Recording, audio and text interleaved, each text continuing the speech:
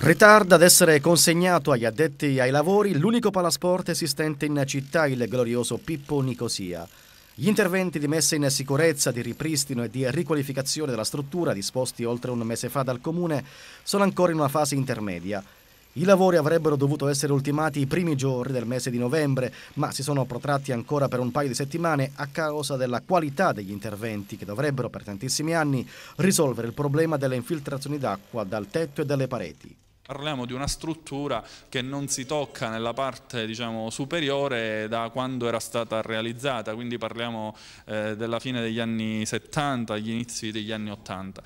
Stiamo impegnando risorse per circa 150-180 mila euro, però si sta andando a fare un lavoro che era necessario fare perché al Palazzetto dello Sport praticamente quando pioveva l'acqua entrava dentro. Si sta procedendo alla impermeabilizzazione della copertura in maniera tale da riuscire a garantire diciamo, il massimo anche di sicurezza da questo punto di vista.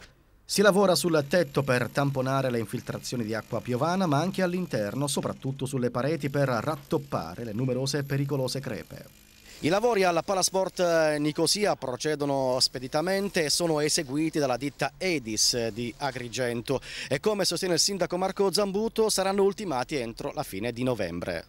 Ma i lavori entro fine mese dovrebbero essere completati dall'impresa di manutenzione delle strutture comunali che sta svolgendo questi lavori. Si stanno facendo lavori di impermeabilizzazione, diciamo, di tutta la copertura, c'è un ripristino, diciamo, di tutti i cornicioni ammalorati. Contiamo entro fine mese di riuscire ad avere diciamo, la consegna dei lavori e quindi poter finalmente ridare alla città questa struttura importante della nostra Agrigento per il mondo sportivo.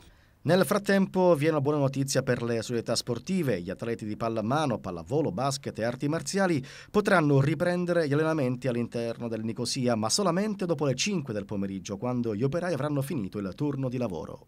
E vi sono novità importanti anche sul costruendo impianto polivalente di via Ugo La Malfa, una struttura che attende di essere ultimata da oltre 30 anni.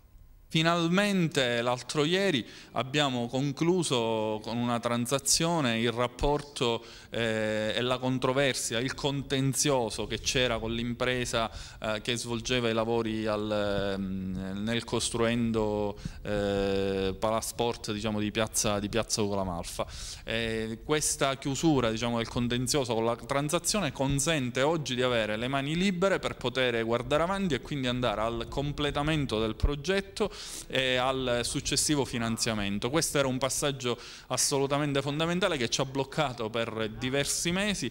Siamo riusciti a evitare, diciamo, che la vicenda andasse diciamo, per le lunghe.